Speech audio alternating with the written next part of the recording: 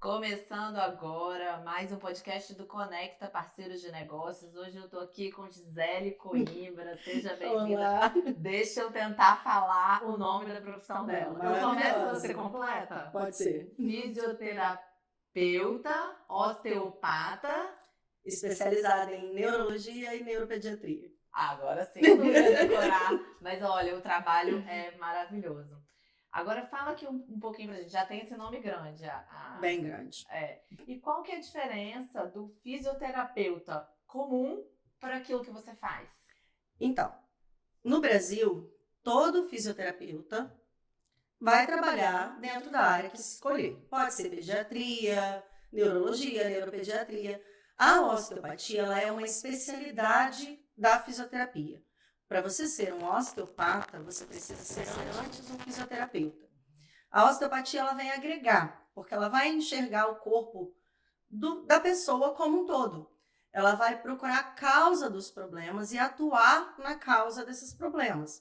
Então, se eu tenho tensões musculares, se eu tenho alterações articulares, se eu vou ter alguma questão de falta de alinhamento, fáscias, aderências, a gente vai investigar, procurar a causa e atuar nessa causa para poder resolver o corpo enxergando ele como um todo. Certo. E aí você trabalha apenas com crianças?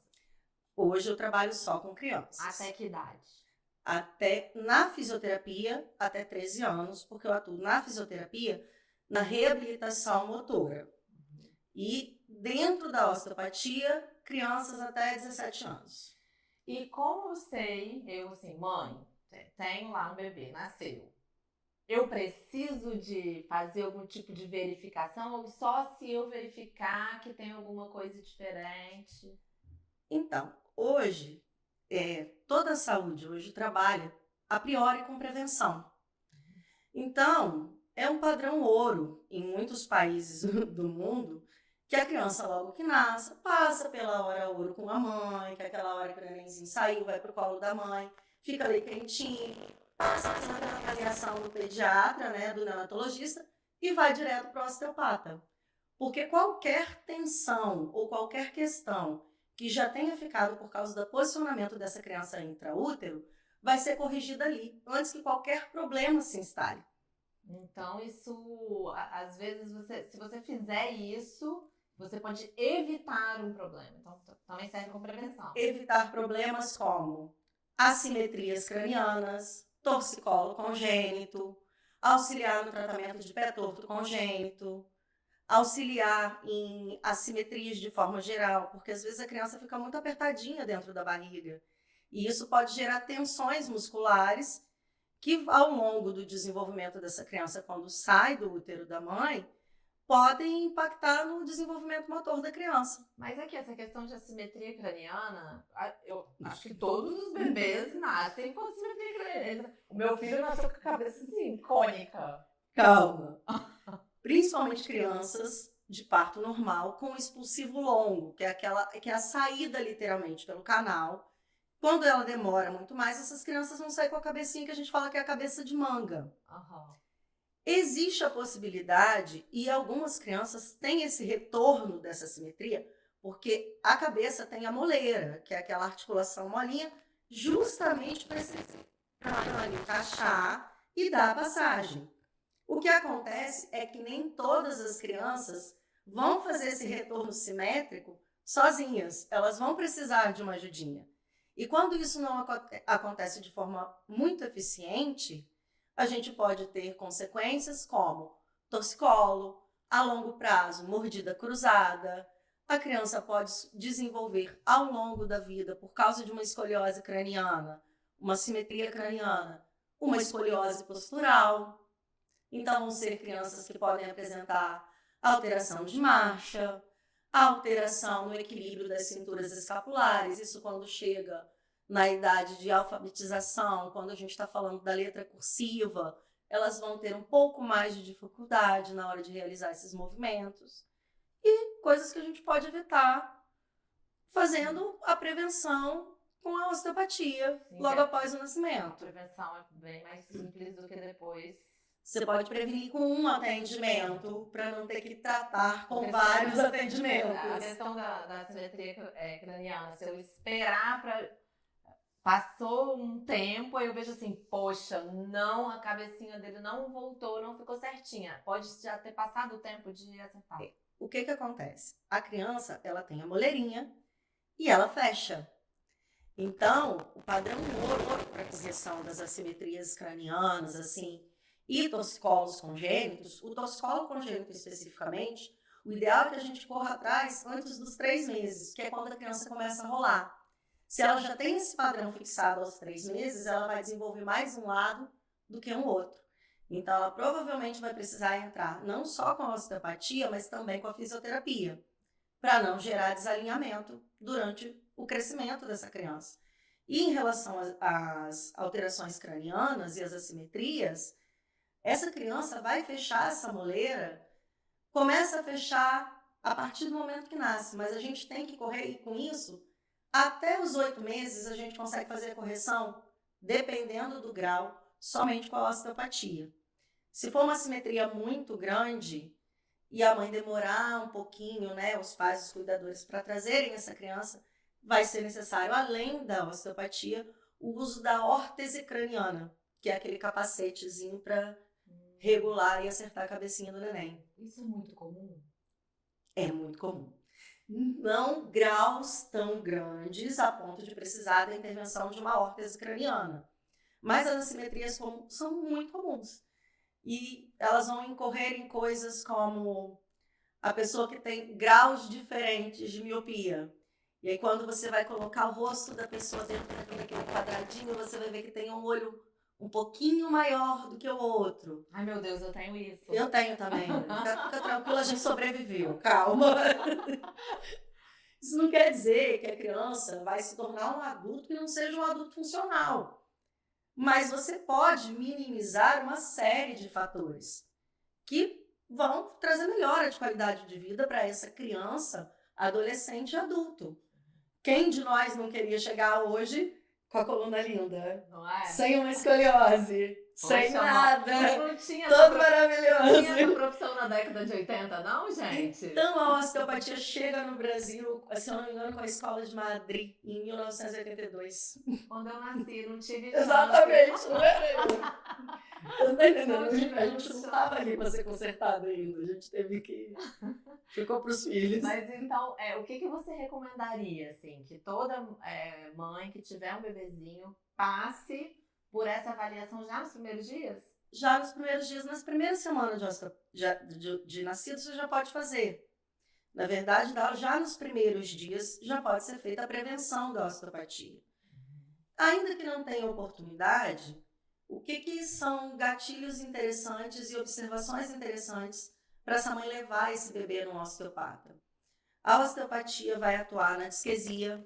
Que é isso? Disquesia é aquela cólica do neném, que é quando ele contrai no lugarzinho errado porque não aprendeu a fazer o cocô ainda. Então ele chora. E ele chora desesperadamente, aquele choro que enlouquece qualquer mãe, qualquer pai, noite sem dormir. É choro de dor. Então a osteopatia vai auxiliar na cólica, na disquesia, refluxo, alterações de sono do bebê.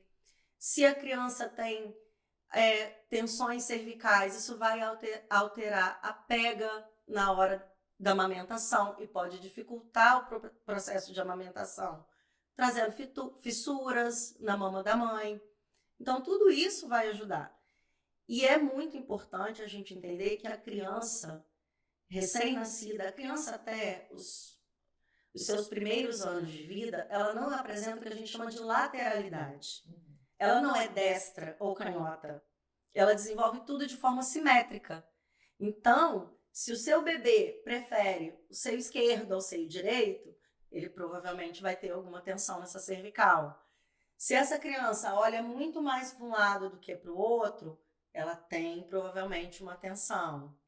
Se apresenta um bracinho que fica um bracinho muito dobrado e outro muito esticado, é sinal de que ele provavelmente vai ter um torcicolo, porque isso faz uma fixação de um reflexo que a gente chama de RTCA.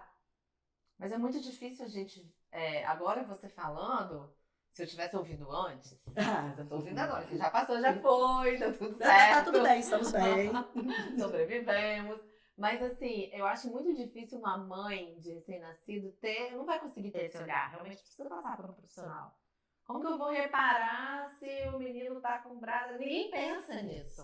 Então, principalmente bebês em fase de amamentação, as mães sempre vão saber se ele prefere nossa, ele fica só no direito. Nossa, ele fica só no esquerdo. Nossa, lá, eu boto ele deitado, ele tá sempre olhando pra lá. O que tem ali? É um negocinho na parede, será? Não é um problema. Não é. Mas são padrões que, quando realmente a gente tem uma questão, os pais vão perceber. E hoje em dia, é muito comum a gente ter indicação dos próprios pediatras que enviam essas crianças para a gente para fazer essa correção. Quando a gente tem uma criança com a necessidade de fazer uma frenectomia por causa da linguinha presa, essa linguinha presa pode levar às tensões cervicais e piorar quadros de refluxo, fazer quadros de torcicolo posicional. Então, é importante, por exemplo, nos casos de desavaliação do fono, do odontopediatra e do osteopata.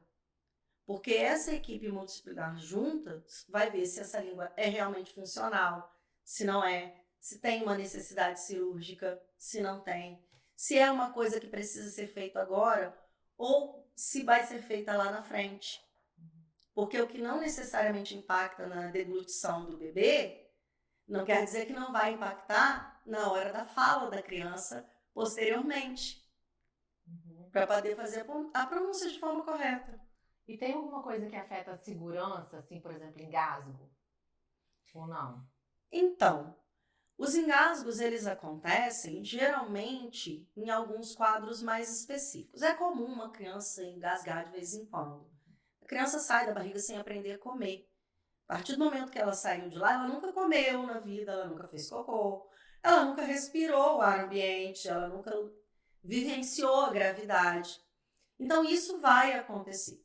Existem cuidados primários, óbvio, né, que a gente pode fazer para evitar engasgos, que é colocar para rotar, nos primeiros minutos após a amamentação, manter a criança na postura vertical, amamentar na posição correta.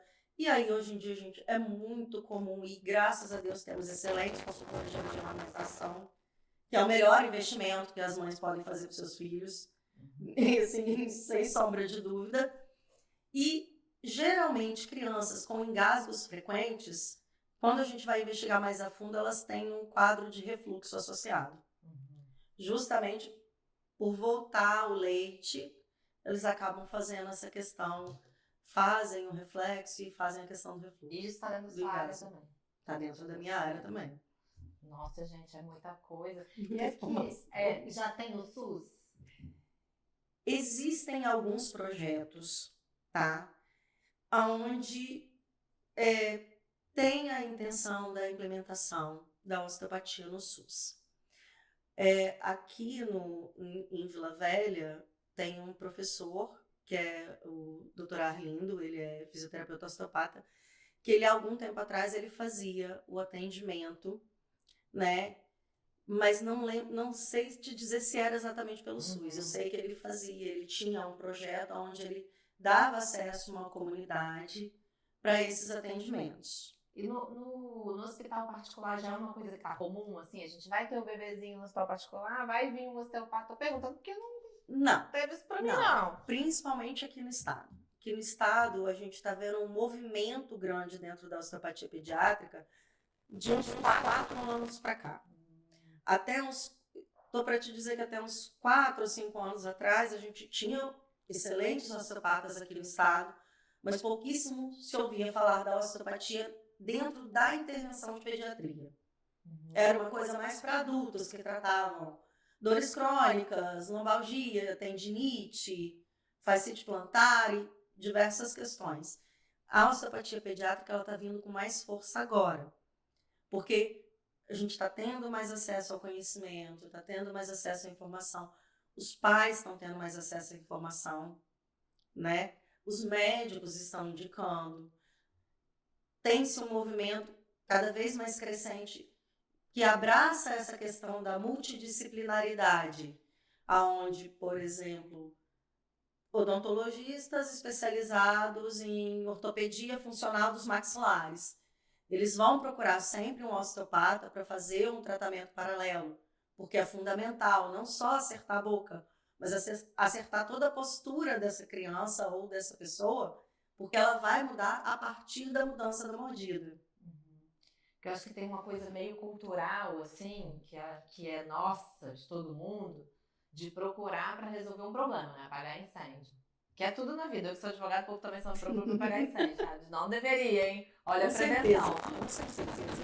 Mas acho que é muito cultural, assim, de você procurar. Eu sempre, até minha cabeça mesmo, que eu acho que tem um inconsciente coletivo, não sei se eu tô falando a palavra certa, mas da gente procurar um fisioterapeuta quando a gente tá com problema. Travei, preciso de uma fisioterapia. Mas então tem coisas que são preventivas e pode começar no nascimento, olha o tanto de problemas que você pode evitar.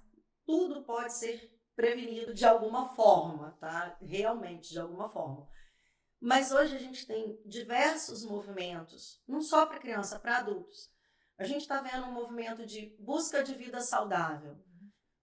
Um incontável número de doenças e consequências que a gente pode prevenir com uma boa alimentação, com uma atividade física, com uma orientação de um profissional capacitado dentro da atividade física. E não tipo, acordei e vou sair correndo, ou vou fazer musculação. Só porque eu achei bonitinho e acho que até, assim tem que ser. Hoje a gente sabe da necessidade desses profissionais orientando. E os pais estão cada vez mais preocupados, então tem esse movimento hoje em dia de prevenção. É muito importante. Tem alterações de pisada, cirurgias podem ser evitadas quando você tem uma correção de uma pisada.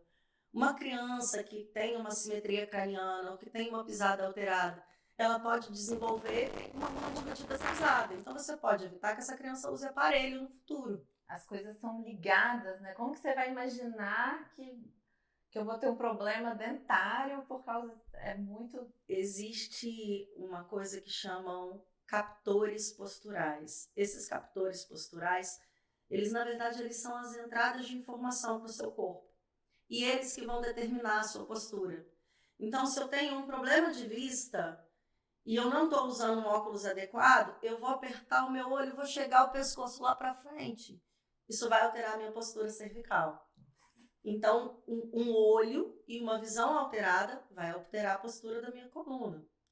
Se eu tenho uma mordida cruzada, se eu tenho uma alteração no meu captor oral, eu também vou adotar posturas compensatórias na minha coluna para mastigar melhor, para respirar de forma eficiente, porque as minhas vias aéreas superiores precisam dessa passagem de traqueia. Se eu tenho uma pisada irregular, eu vou construir toda a base do meu edifício de forma torta. É como se eu estivesse construindo uma casa, e aí a gente está falando dos captores podais, se a gente estivesse construindo uma casa com a base torta. Ela vai ficar inclinada. Quanto mais o tempo vai passando, mais vai entortando. Mais vai entortando. A gente vai envelhecendo e vai entortando mais ainda. E o nosso organismo é maravilhoso, porque a gente tem a capacidade de se adaptar a todas essas informações sem gerar problemas de fato, até um determinado limite. Sim, tem hora que não tem mais jeito. Tem hora que a gente vai começar a sentir as consequências disso.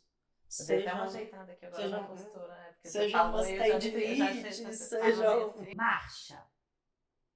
Que momento, quais são as dicas pra gente, mãe, dar aquela olhada criteriosa pro nosso filho para saber se tá tudo certo ou se tem alguma coisa errada? Essa olhada criteriosa, ela vai começar lá atrás com as preferências.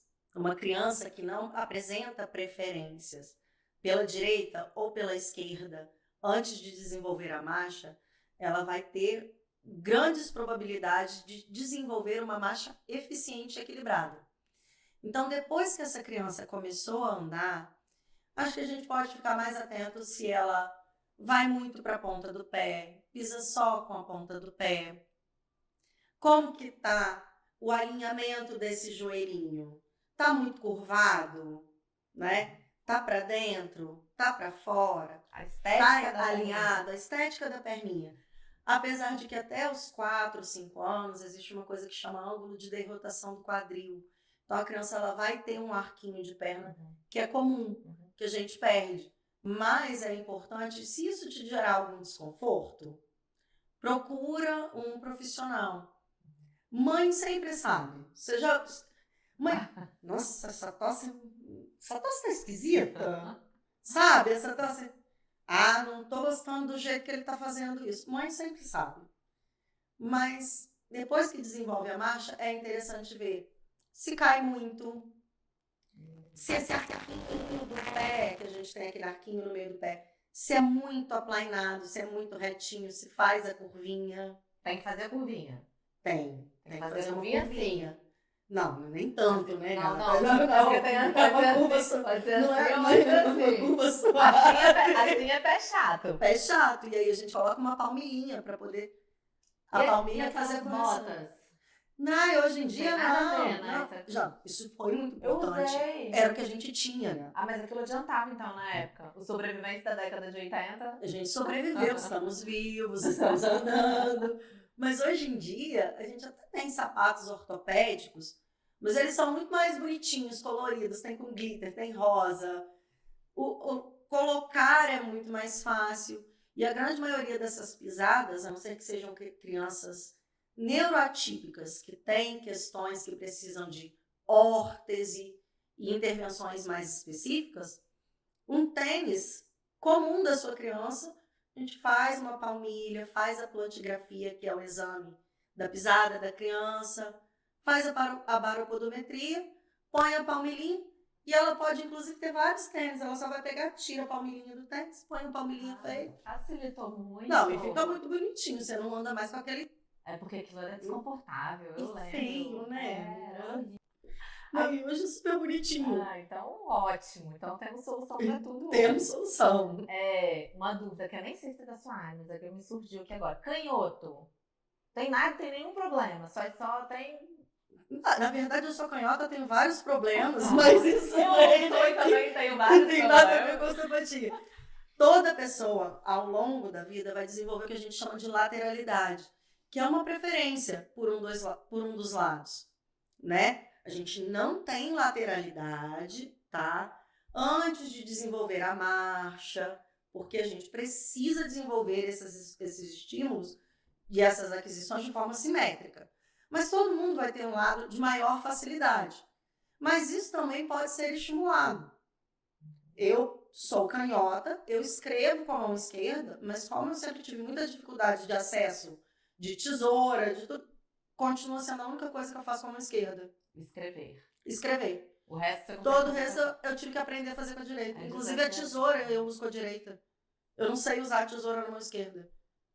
Porque no interior, em 1980, não tinha tesoura para canhoto. Então, e tudo é adaptável. A gente pode estimular e aprender, mas é só uma questão de preferência.